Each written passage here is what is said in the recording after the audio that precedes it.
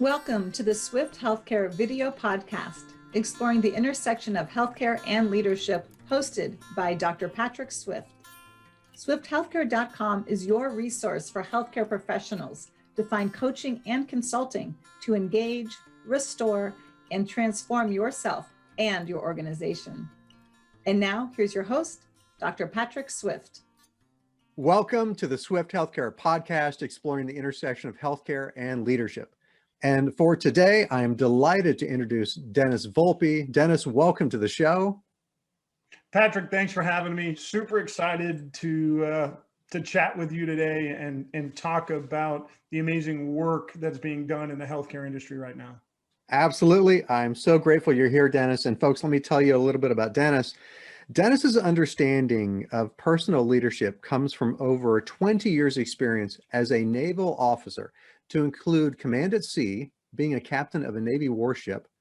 He challenges and empowers leaders to embrace reality, define what they want, and equips them with the insight, perspective, and accountability necessary to thrive in new and challenging environments. Dennis achieved his coaching certification through Columbia University Executive Coaching Program and is also a Gallup Certified Strengths Coach and an International Coaching Federation Professional Certified Coach. I could not ask for a better qualified guest for the show, for us talking about the intersection of healthcare and leadership. So Dennis, again, thank you for being on the show and thank you for your service, sir. Thank you, Patrick. I appreciate the opportunity more than you realize. Well, I am grateful myself. Thank you so much, Dennis. So the episode focus for today is finding balance between optimism and realism. And I wanted to ask Dennis about the Stockdale paradox. So please share with us. Sure. The Stockdale paradox really came from Vice Admiral James Bond Stockdale's experience as a prisoner of war in Vietnam, and how he endured over 7 years of captivity and torture and everything associated with that experience. And it was about understanding what reality was, what was going to happen, but also having that optimistic outlook that, you know what, even because of all of those challenges, even because of the adversity that was going to be there, still having a can-do attitude to say, we're going to get through this.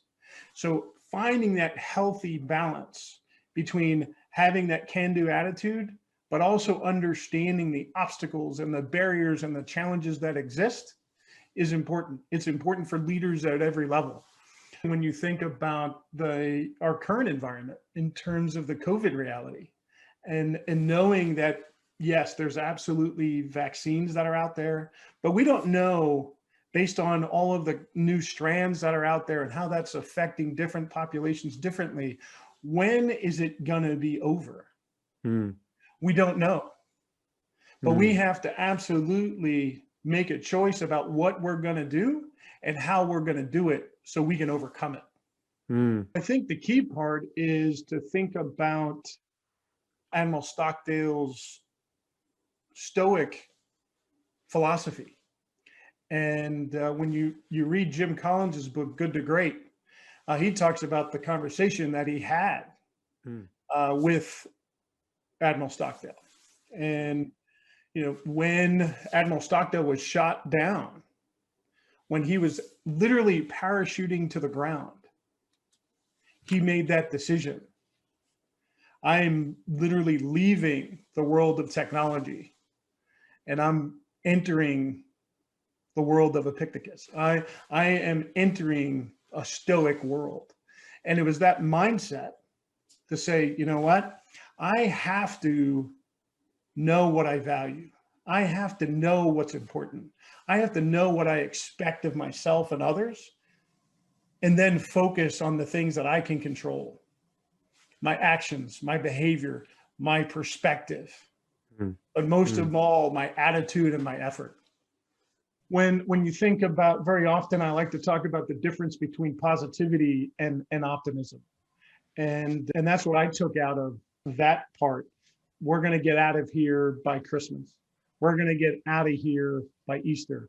We're going to get out of here by whatever the date is.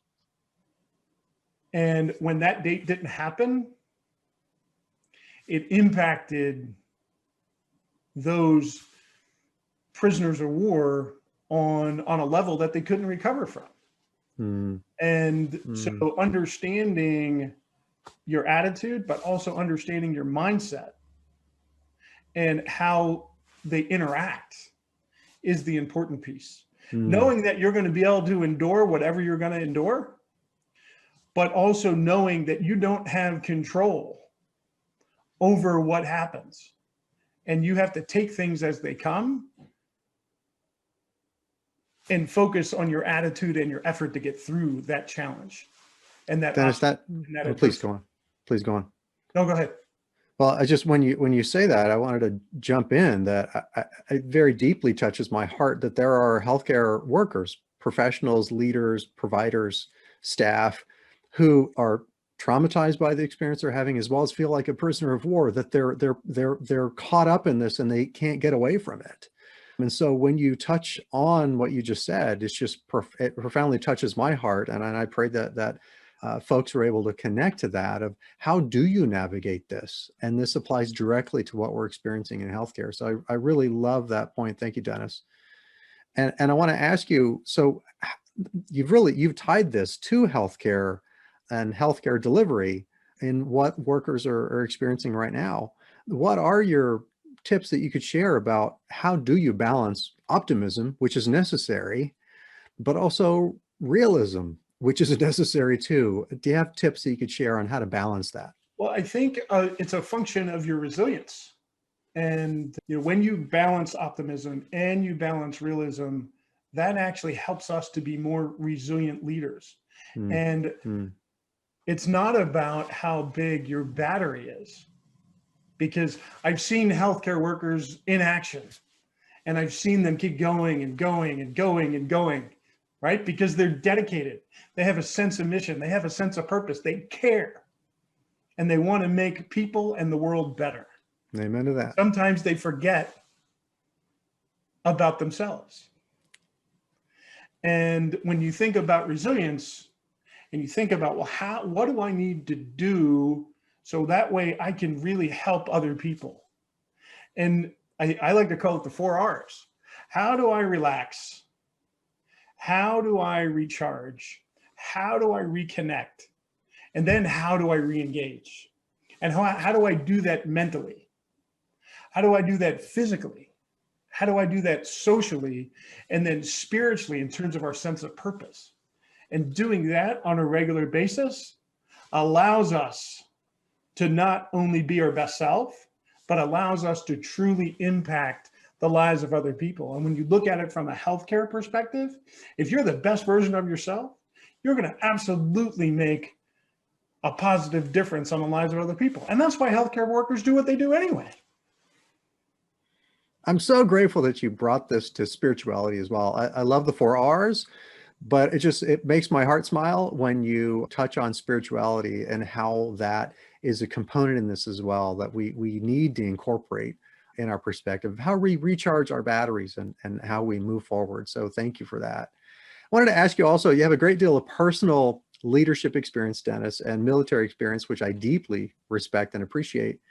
I want to ask you, what mindset has gotten you through the toughest times in your career that incorporates not just the Stockdale paradox, but what mindset has gotten you through the toughest times in your career? The mindset that life is a team sport. And I learned that more than once, but understanding that we can't get through life by ourselves. And we have to be open and vulnerable to let people know when we need support. And it's an observation that I have often, because it's not necessarily a lesson learned yet. And that's why I call it an observation, because I have to remind myself often that yes, life is a team sport, and I need to be okay with letting people know that, you know what, I'm not my best self today. And the reason I'm not is because of this, this, and this. And I could really use your support with this, this, or that. Thank you, Dennis. Thank you for the humility to say that too.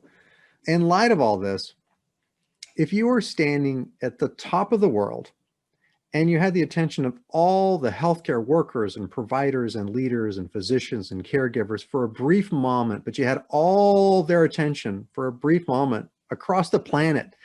What would you say to them to help them improve their lives right now? Well, Patrick, one, thank you for the opportunity to do that. I think I would say three things. First, thank you.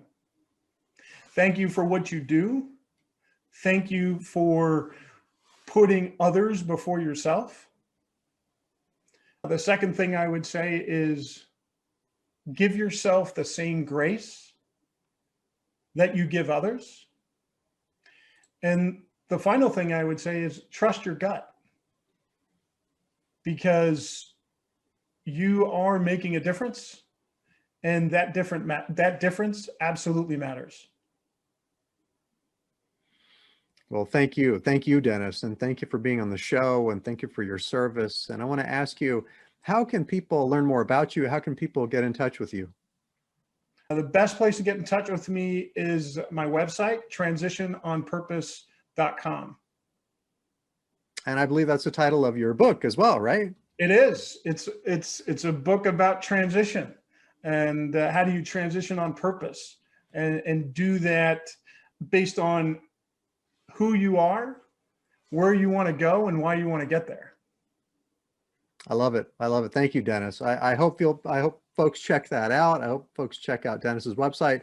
His website and his social media links will be in the show notes for the episode. And Dennis, I just want to say thank you for being on the show. Absolutely, Patrick. Thank you for listening. Please subscribe, rate, or leave a review about the show on your favorite platform, and learn how to support the podcast as a patron at swifthealthcare.com, where you can also find the show notes and all of our episodes.